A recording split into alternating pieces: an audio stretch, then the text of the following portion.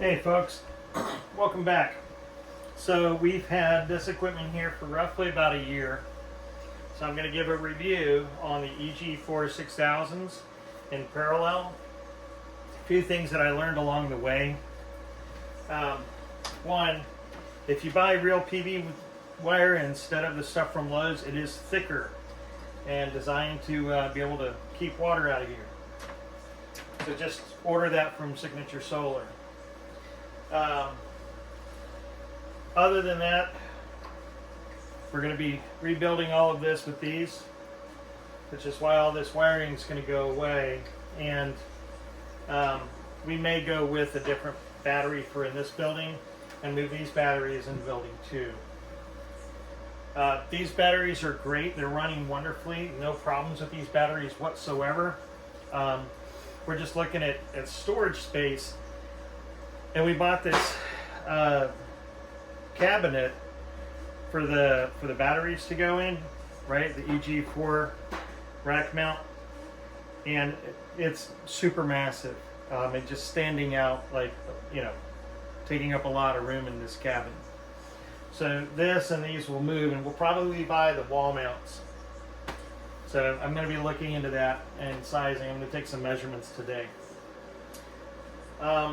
But these batteries have been great. The only time when they went really far down is because, one, we're only running these at half capacity on the solar panels. Pretty soon after we get all the other solar panels up and going, we'll be able to charge the batteries up faster in the winter with less light, right? Because you get less time in the winter. So we ended up getting these batteries down to about 40% in the winter,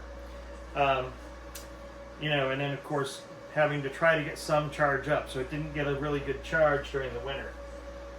So we're going to fix that by maxing out these solar inverters. They have supplied power for everything that we do.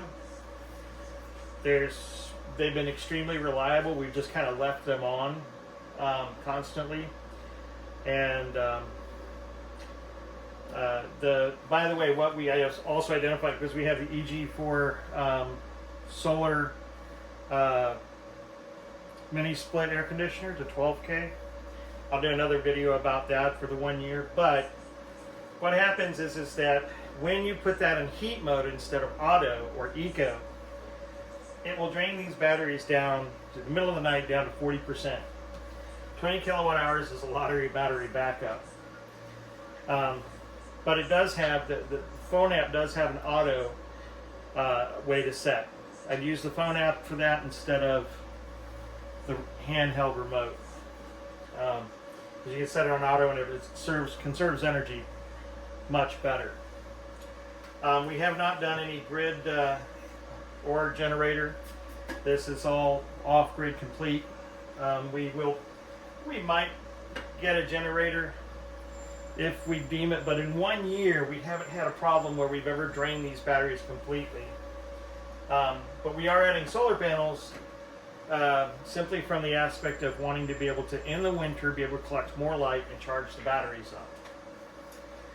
And we're going to add some more solar panels that during the day we can offload some of that power for the solar air conditioners off of the inverter so that they can charge the battery more during the winter when we only get a little bit of time in the winter, and if it's a lot of cloudy days, we really want to be able to capture that. So make sure that you use the right panels for your inverter. Don't kind of cut them short and then you're not getting a lot of wattage. The Aptos, so the ones that we recently purchased, 24 with a carport, that is 10,000 watts. And of course bifacial up to, I guess, 12,000 is what I'm estimating.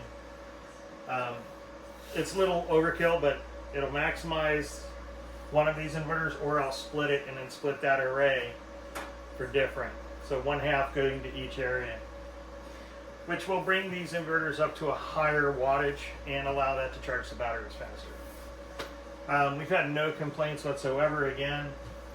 Outside of, you know, us wanting to clean up these wires and, you know, making sure that we're using conduit before we go forward and get our final inspections done. So other than that, that's pretty much it. No problems with these whatsoever. They've been running great. They can run our microwaves, our well, our lights, air conditioning, refrigerators, everything. No problems. So they are getting a little bit loud at night, so man, it's about this loud. You can still hear me over this, but when you're in a cabin, a small cabin at night, and you're trying to sleep, it can be a little loud, but you may get used to it. So maybe you want to put this in a separate building that's ventilated and air conditioned to keep these cool, so you have no sound coming from them. That's just another thought. We decided to mount them here. So, you know, lessons learned, of course. Again, we haven't really had any problems. We are going to buy some more batteries, but simply because we want to change this around a little bit. More videos to come, of course. I'll do a review for our 12th month on our solar mini split, and we'll upload that one. I hope you liked the video. If you did, please like, share, and subscribe, and don't forget to click the bell icon to receive updates on future videos. Thank you.